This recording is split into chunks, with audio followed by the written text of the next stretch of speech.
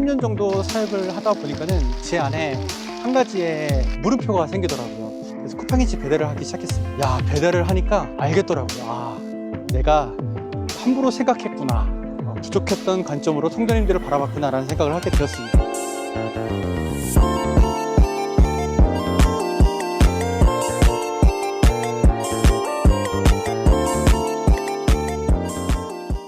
안녕하세요. 어서오세열 TV에서 오세열을 맡고 있는 오세열 목사입니다.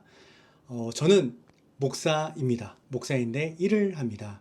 그래서 주일에는 청소년부에서 아이들과 함께 예배를 드리고, 주중에는 창고로 출근을 해서 지게차로 많은 일들을 감당하고 있습니다. 저는 목사인데 일을 합니다. 이중직이라고 하죠.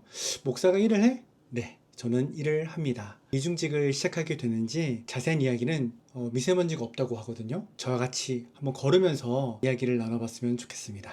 같이 가실까요?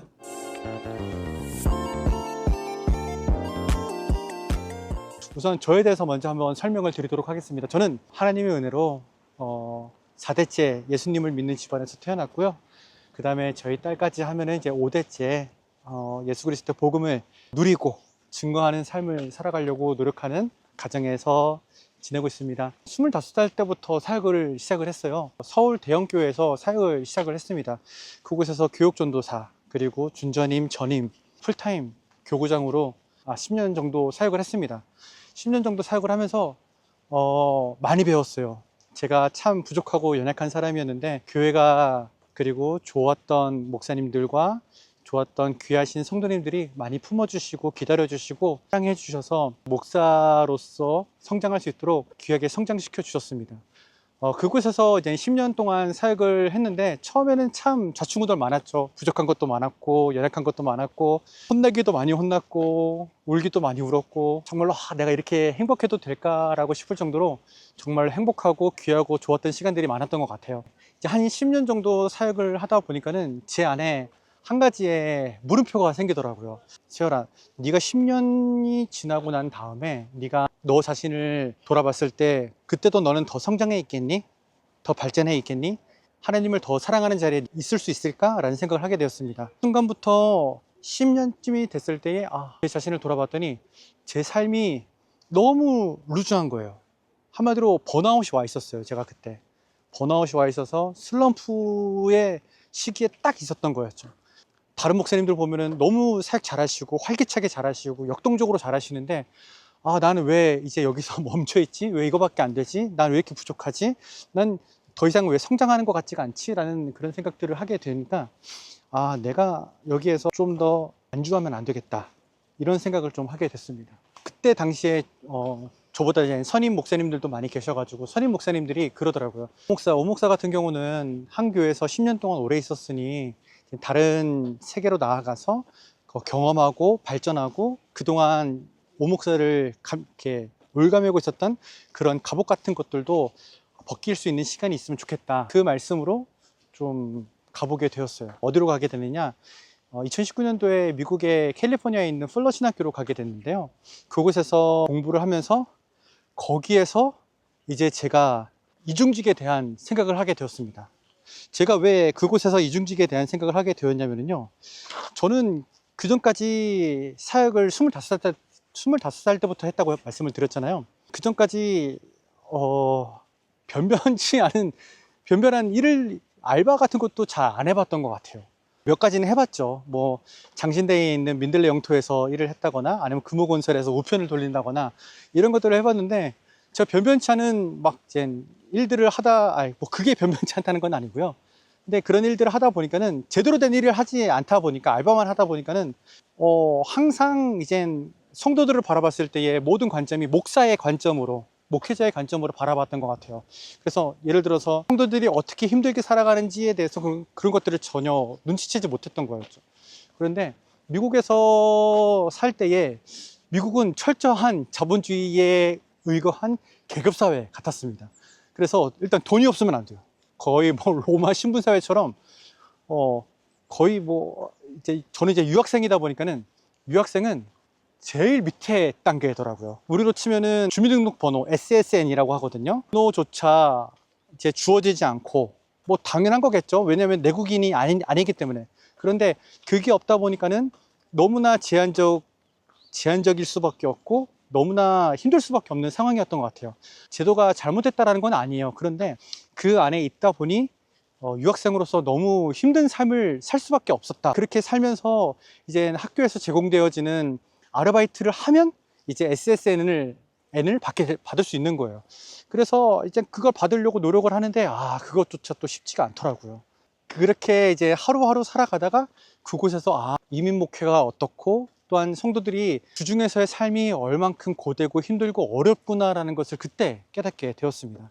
그래서 내가 너무 성도들의 삶을 쉽게 재단했구나 라는 생각을 하게 됐어요. 왜냐면 제가 이제 뭐 교회학교나 교구장으로서 성도들을 바라봤을 때 예배 시간 때 왜 저 성도는 예배 시간 때 졸지? 아니면은 새벽 예배 안 나오지? 우리 교회는 새벽 예배를 되게 중요시하게 여기는 교회인데 중직자 정도면은 수요 저녁 예배도 잘 나와야지, 주일 저녁 예배도 잘 나와야지, 이런 생각으로 평가 아닌 평가, 아니면 뭐 이렇게 재단 아닌 재단들을 했던 것 같아요. 성도들의 애환을 알고 그렇게 성도들의 삶을 바라보게 되니까는 성도들이 삶을 지키는 게, 그리고 믿음을 지키는 게, 그리고 주중에서 이렇게 삶을 살아가는 것이 결코 쉬운 게 아니구나 라는 것을 그때 깨달았습니다.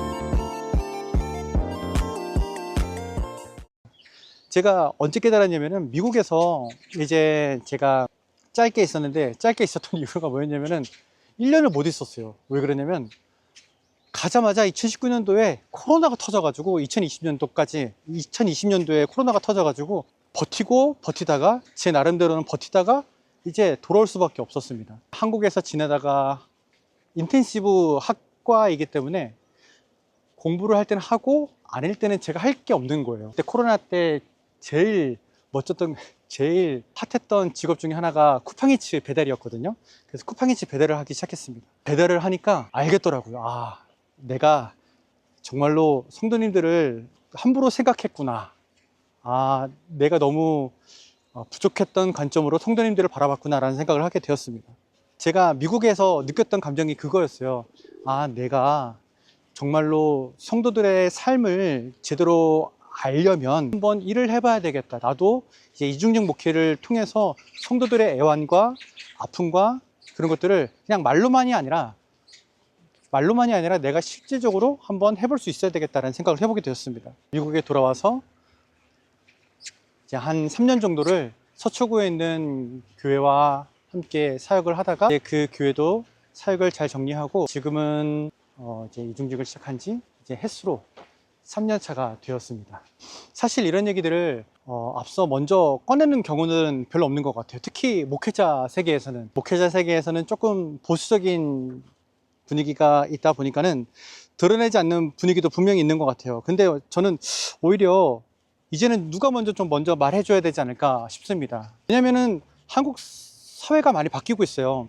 이제 한국 사회도 인구수가 많이 줄어들고 있고, 절대적인 인구수가 줄어들다 보니 사람들의 수도 줄어들고 있고, 그리고 얼마 전에 발표한 기윤실 설문조사를 보면은 기독교를 신뢰한다는 사람들의 퍼센테이지가 19%라고 하더라고요.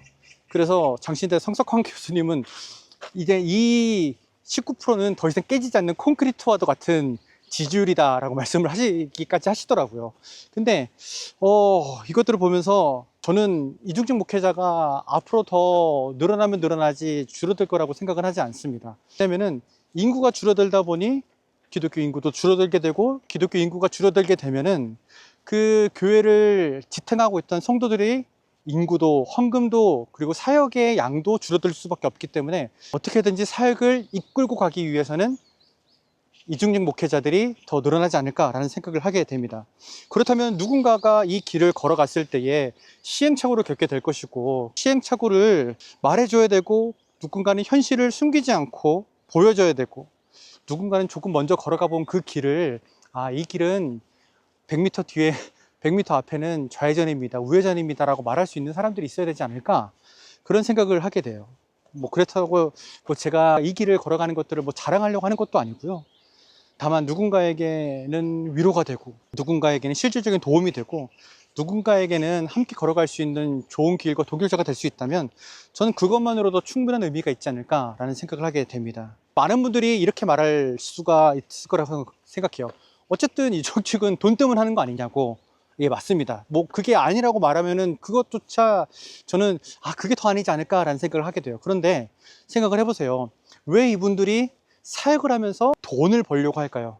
결국에는 하나님께서 그들에게 맡겨주신 그 사명이 있기 때문입니다. 책임감이 있기 때문이죠. 그 사람들에게 하나님께서는 가정을 주셨고, 공동체를 주셨고, 사역을 주셨고, 또한 함께 부양할 수 있는 여러 가지들을 주셨는데, 그런 것들을 영위해 가고 하나님께서 주신 그 명령과 사랑을 전달하기 위해서 그러려고 더 열심히 살려고 하지 않을까라는 생각을 하게 됩니다. 뭐 이 부분은 뭐 좀 짧게 이렇게 말하기에는 너무 헤비한, 너무 무거운 주제라서 이거는 제가 나중에 다시 한번 이야기를 한번 나눠보도록 하겠고요. 더 이상 이제 이 삶을 더 이상 숨기려고 하지 않으려고 합니다.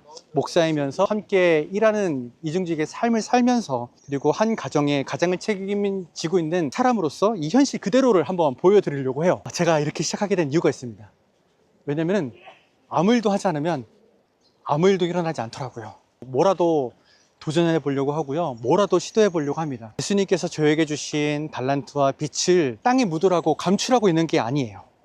드러내고 하나님의 일을 감당하라고 저에게 주신 것이기 때문에 저는 이것들을 걸어가고 해보려고 합니다. 안주하지 않고 한번 해보려고 해요.